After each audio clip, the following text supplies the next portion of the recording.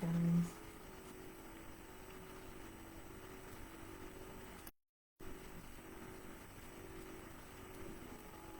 Sorry guys, I'm just kind of learning this live video thing. So let me put my glasses, put on my auntie glasses, as they say, so I can see. I have a hard time seeing, so it's important I keep my glasses on.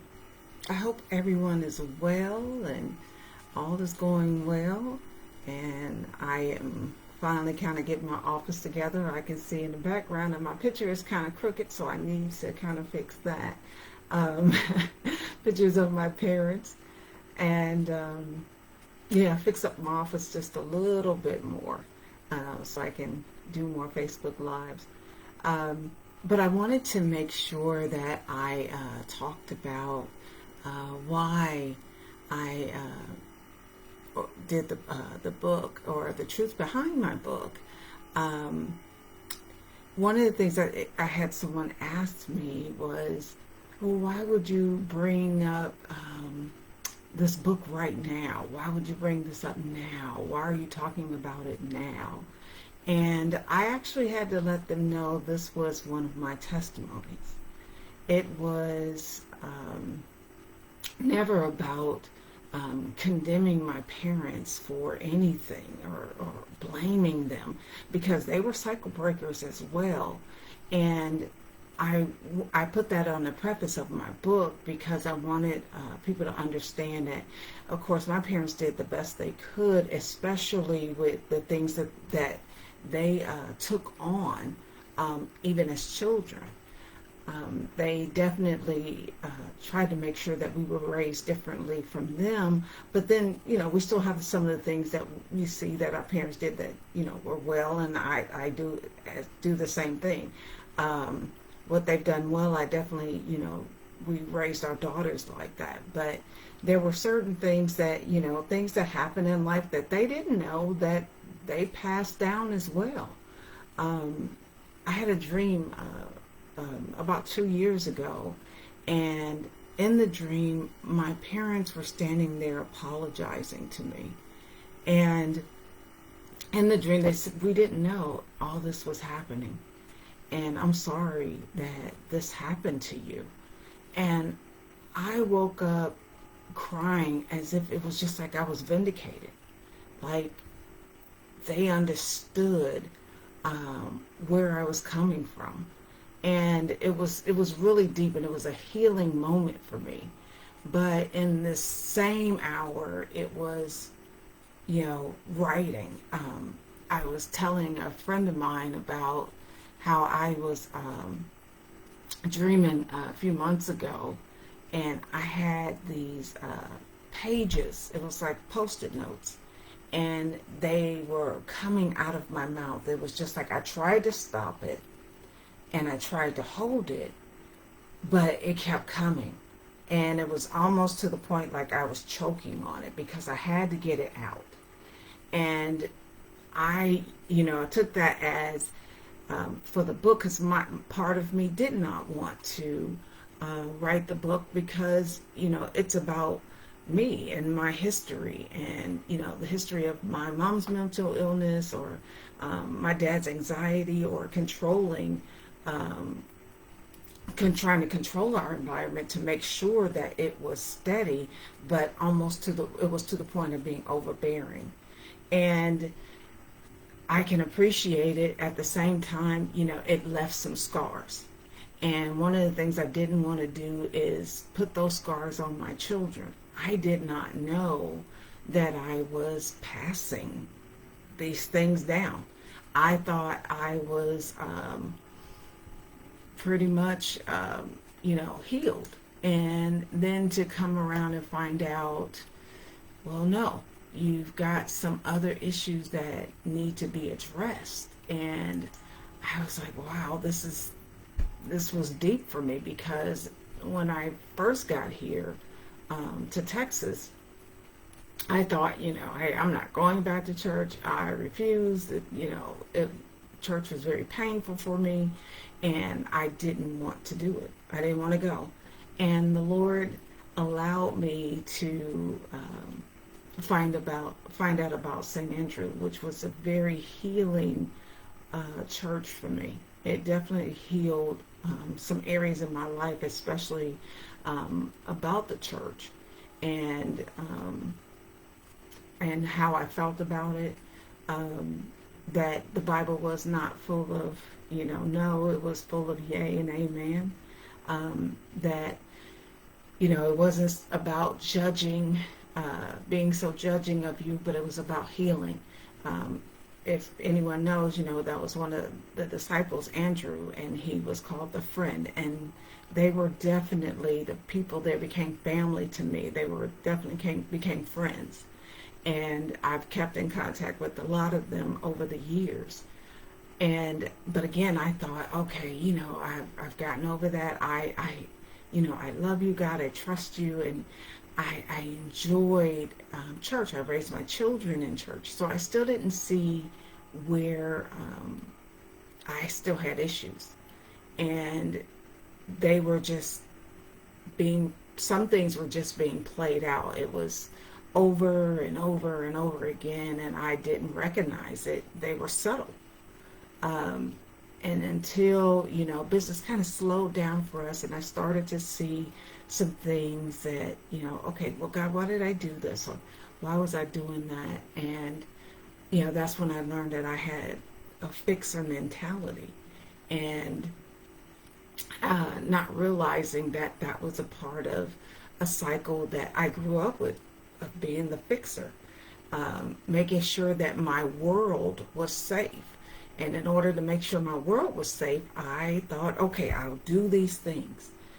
I thought, because as a little girl, and those of you again know about my mom's illness, is that I went, hi Gina, I see you. Good afternoon. But those who know that, from like first grade, maybe till about third or fourth grade, I would go home. My mother would call the school, and I knew that she was just nervous, and I knew that was her anxiety, and sometimes her medicine didn't work properly, and so she would call me to come home, and that was my caretaker personality, that fixer. It gave her peace, and I didn't know that that's not what I was supposed to have been doing. But my mother, of course, she would, as soon as I hit the door, she'd have my lunch ready or my dinner ready, and I would sit there and watch the soap operas with her. General Hospital was my favorite. Between General Hospital and One Life to Live, I was sitting there and watching that, but it gave her company. Because her anxiety was up. And it wasn't until my dad came home that he said, you've been at home again. And he said, your mom called you at school. And I said, yeah, but I didn't know that, that wasn't supposed to be happening. And my dad, of course, switched shifts so that wouldn't continue to, keep happening. And I could appreciate him for that one. But at the same time, there were issues of just control. And control for me was not letting me be myself. I was living like in two worlds. And it was, I want to be Save Leslie, but Save Leslie can't do this, this, and this. And Save Leslie is blocked from being herself. Save Leslie can't say certain things that I feel. And so you just lived. And even if you were to say anything, you would be, just, knocked down for, hey, no, you don't say anything. You just do what I say and that's it. And not giving any kind of reference behind it. And that's one of the things that I do with my children. They're adults now, but one of the things that I did with them growing up, okay, here are the reasons why. It's this reason or that reason. Saying no, I was just, not being able to either hang out with friends or the friends that I had, and they were church friends, but at times they were like, no, you can't go over there. And who knew? I didn't know why. Or just if I wanted to wear pants, or I was going to hell for it, or just the world would be caving in if my mom's illness was happening at that time. And sometimes that became an issue, and so you get caught up, because with schizophrenia, it's not something that is something to just go, oh, it's not a big deal. It's a lot. It is a lot, and you have to deal with a lot. And I admire my dad for just staying even more, because he could have left us all, but he stayed. But the control with it of, well, tell no one, that was a hard thing for me, because not being able to talk about it as a kid, and all you can do is hold that in. And holding all that pain in of watching your mom, or holding the pain in of, I can't say anything, and I have no one to talk to, and I want to cry. And instead of crying, you just walk around almost like a zombie. It was really hard for me. And and just so many other things that was going along all the time. I was doing things at 13 that I thought, I see now they were a cry for help. And no one realized that at the time. She's crying for help. She needs help. And it was ignored. But thank God, God is who he says he is. And he saw me and realized and heard my cry, heard what I was saying, the things that I could not reveal to others. And that's what most of the book talks about, is how he healed me throughout my journey, even in relationships, even how raising my children, and wanting them to be able to say, hey, Mom, I don't agree. Or, hey, Mom, and don't get me wrong, not every kid, but a lot of kids, it's kind of hard to say, oh, Mom, I totally don't agree with this. This is so wrong. I get it. But I had to allow them at times when I felt like I didn't. Okay, tell me what you're thinking. Or, home is a safe place. And I always said that. Home is your safe space. I know I can be hard on you. I would tell them that constantly. Because of course grades had to be up to par, and everything you did, it was a spirit of excellence. But home is a safe place. And when you get home, you should not feel overwhelmed. You should be able to go to your room and be able to cry it out, feel whatever you want to feel. And if you don't feel like talking, you don't have to talk. And I'm not saying that we were perfect, because I wasn't. There were times that, my kids, and they still do, tell me, hey, Mom, you're not listening. And I have to go, okay, I'm not listening, and I have to slow down. There are times that, I was listening, and, I was like right there, and I knew to be there. But, as parents, we are not perfect. And I certainly didn't expect for my parents to be perfect. They were perfect for me. I learned a lot, of course, from them. My mother and her gentle spirit, she did listen. And she did, and you'll see that in the book, where she did listen. Even fighting her own pain, my mother took out the time to listen. And I could appreciate that. I think that, people think that people with schizophrenia or some type of mental illness, they can't possibly be parents, and that's totally not wrong. I mean, you're totally wrong in that they can't be responsible parents, because they are. In my mother's case, if anything was an emergency, my mother snapped to it. She saw her children, and she was right there. It was not a time that I didn't get fed. It was not a time that she was just not there for us. She was always there. But there are times that, there were issues that needed to be addressed. And sometimes it was hard on my dad. And not sometimes, a lot of times, because he was the adult and he had to make sure things were together. Well, it's hard, and you're raising children at the same time. Sometimes things get missed. And, but that again, that's where the healing came in for me. Healing was, at 55, it was a relief. It was knowing who I was in Christ. It was learning that the pain that was passed to me wasn't mine. It wasn't mine to deal with. That was, from a long time ago. In the next book, I talk about that, and the history of of my parents, and learning from the great grandparents or grandparents, great grandparents, and the great great grandparents, and how things were passed down, and those things had nothing to do with us. However, they passed them down to their children and then to their children, and you don't even realize that you're doing it. You don't know that you're carrying a secret because the secret never was you. It had nothing to do with you. And so you wind up being quiet in a lot of things. I did that recently. I had to fight that and not talking to my husband about, I was talking about the desk, and thank God my desk is here at home.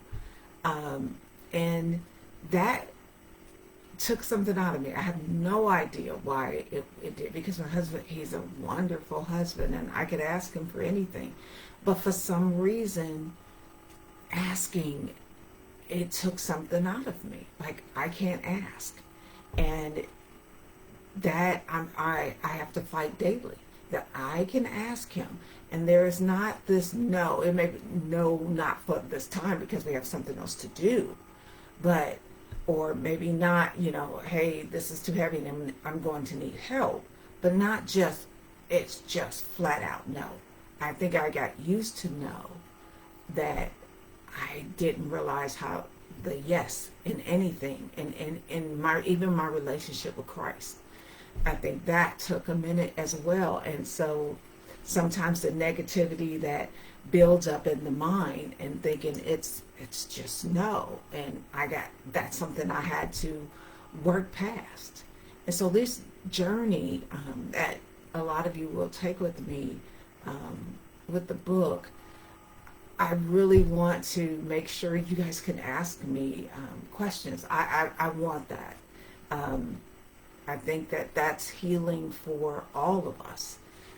Being able to ask a question of, Leslie, how did you feel at that time? How hurt were you? And what was the pain that you think that was passed down? There's so many things. And so we'll try to do a Facebook Live once a week and talking about that on the different types of pain.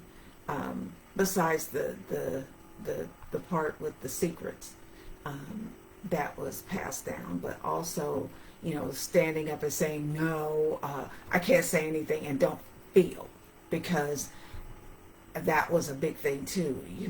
Almost like you don't have any feelings, and so you dismiss your feelings because there's so much going on and you want to make sure your world is peaceful. You dismiss your feelings and put everyone else's feelings ahead of yours. And that was something I had to work on just recently. And thank you, Sandra. I appreciate that. I know it seems like I'm brave. Some days it doesn't seem like that. Some days I'm like, but yeah, it's something that, I talk about also that my mom's with her mental illness, and was I scared that it would pass down to me? Yeah, I was. I remember walking around school and thinking, oh my God, I dropped my pencil, and I was afraid everyone was looking at me. I thought, oh my God, they're going to think that I have mental illness. Or if I didn't feel like, or I, you know, wanted to cry, and I did cry, I thought, oh, they're going to think I'm crazy now. You know, it's something, because I had to learn how to hold it in. You got to hold it in so no one knows what you're going through. No one knows or thinks that that something's wrong with you. And so I learned to not cry.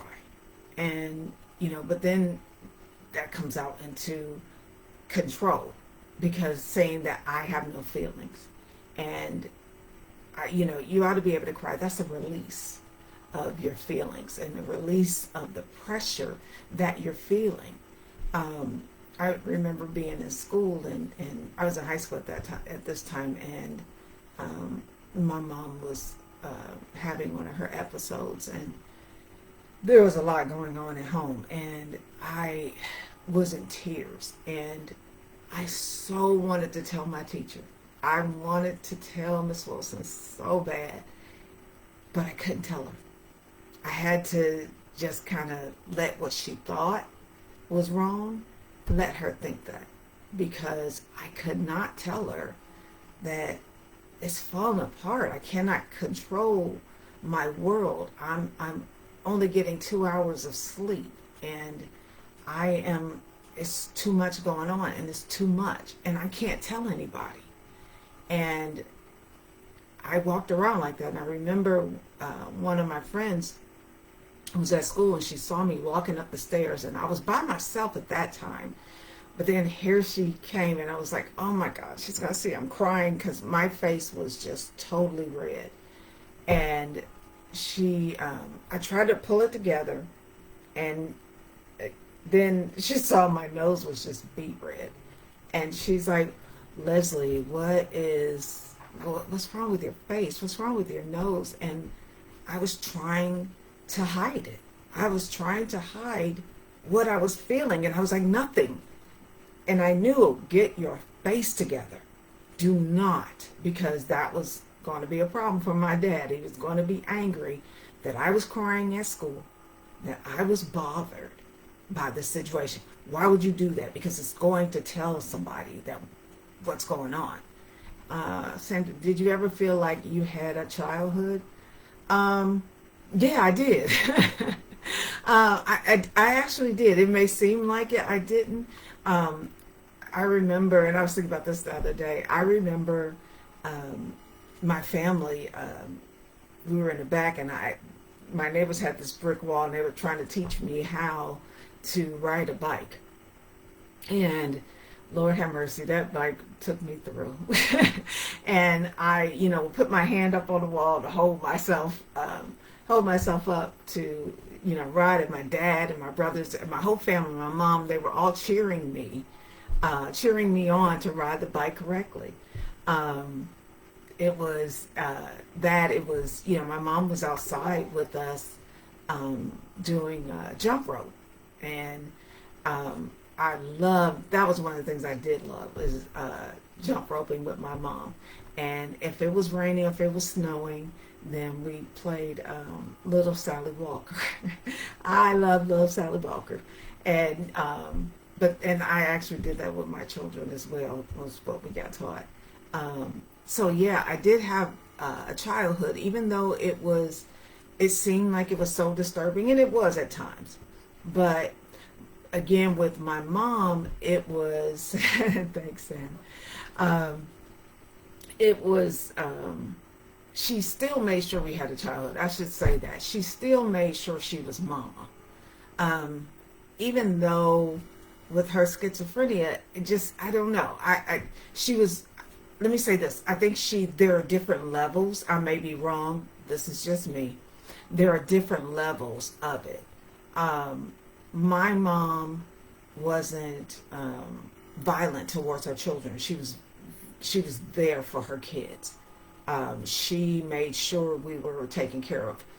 Breakfast was made. I mean, we got up in the morning. I don't care if she heard voices. She was making our breakfast. I came home to lunch. I came home to dinner. I had snacks. My mother made sure we were well fed. Um, and she might be talking to somebody, but we were fed. Um, we were taught to believe in God. I mean, when she was on her medicine, um, she was an awesome preacher.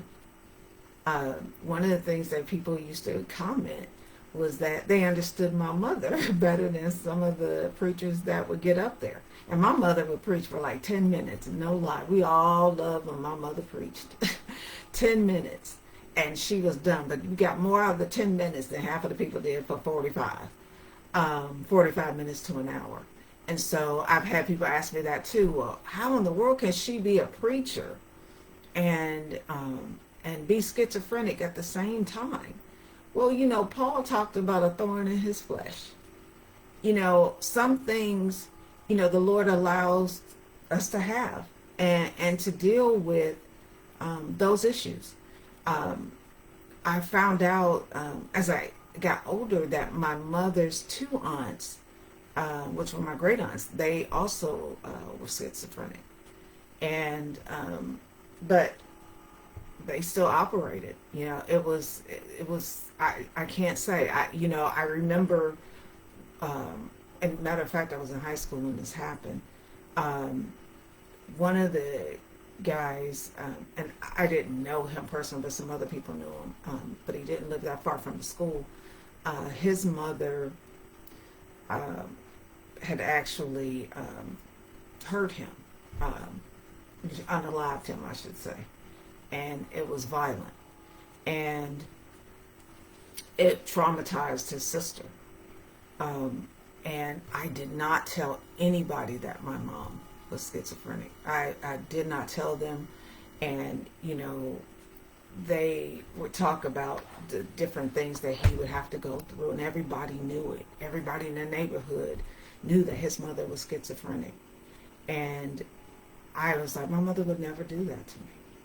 It never dawned on me. I knew that I was loved. I knew my mother took care of her children. We were safe.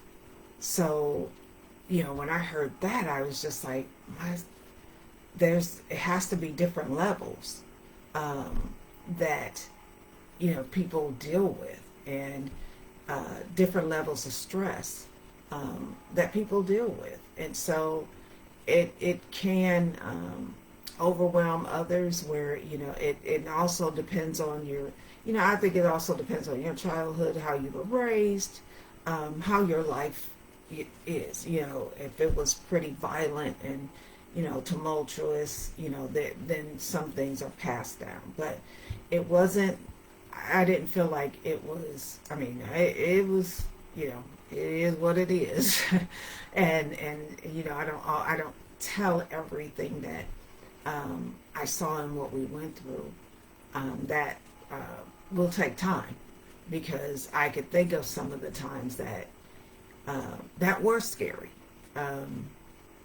that were just I don't know what to say, but I knew she would never hurt us. It was more of I was concerned that she would hurt my father, but not so much as her children.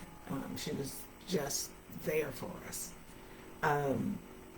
It's just we knew when it got bad, and we knew when it was time for her to go into the hospital.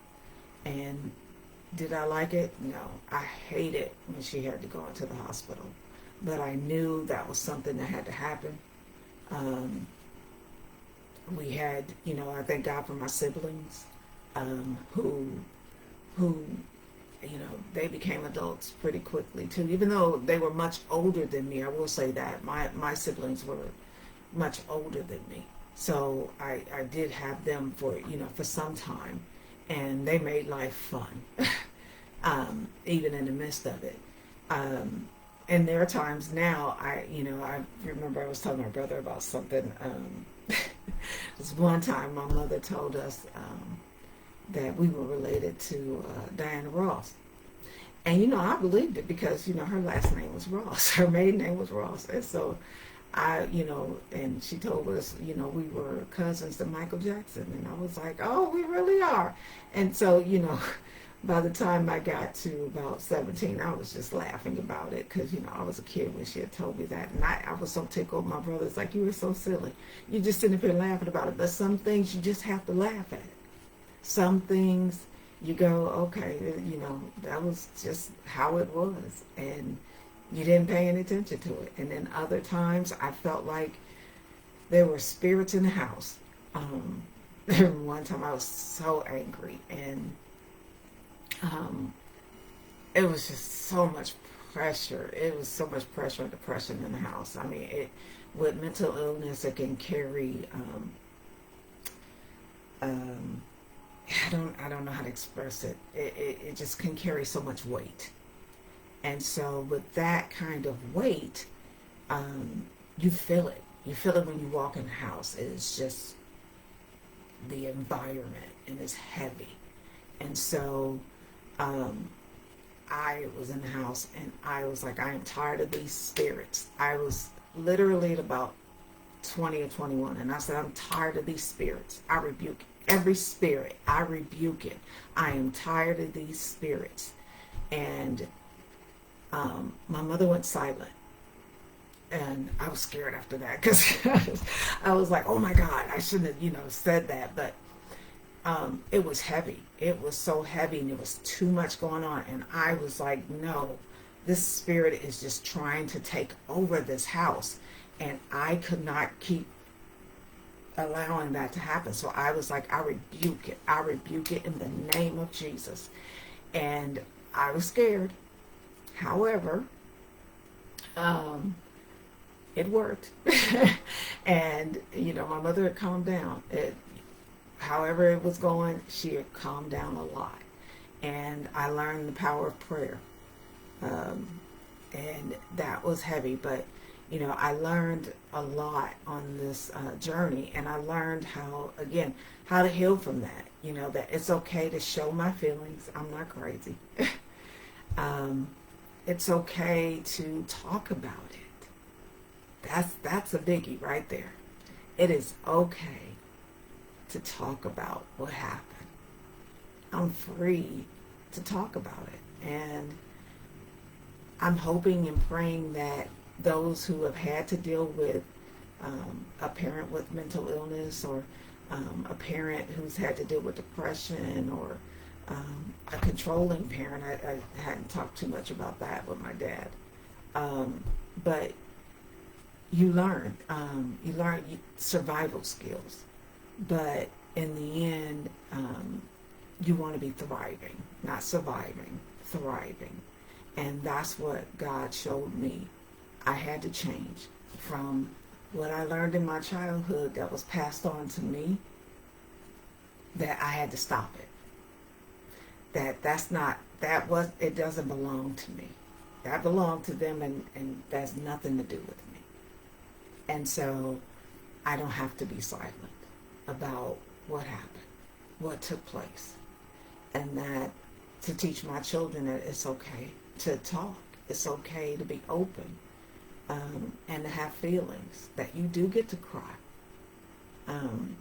You do get to, I'm not a big crier, don't get me wrong, because my children said, Mom, you just rarely cry. So I was like, yeah, but I do cry. But learning that it's okay. And so with that, on this journey, I'm praying that others who have gone through that we open up a dialogue, that especially those who grew up in the church and know how it is, that you really can't talk about, or we couldn't talk about a lot of things, especially if your parents were in ministry. A lot of things were secrets, so you couldn't talk. But I'm hoping that it again opens up a dialogue for everyone to talk about, and to feel like they can talk about the things that hurt them, and then how they were delivered from it. And if they haven't been, that we can definitely pray about it. So anyway, I don't want to keep you guys on long. I just wanted to have, as my bishop used to say, a heart-to-heart with you guys. And I'm hoping and praying you guys have an awesome week. And feel free to message me and tell me how you feel about the book. And I appreciate all the messages that I am getting. I should say that I want to thank everyone that have brought the book, bought it. I will post some of the comments that they made, and my heart, you guys filled me with joy with the way you talked about it. I can't even express some of the things that you guys have said to me about the book, and how it's ministered to you. So, but again, I hope you guys have a great week, and let's keep in touch with each other, and let's start breaking some of these chains and these generational curses, and so we all know who God says we are. Love you guys. Take care. Bye.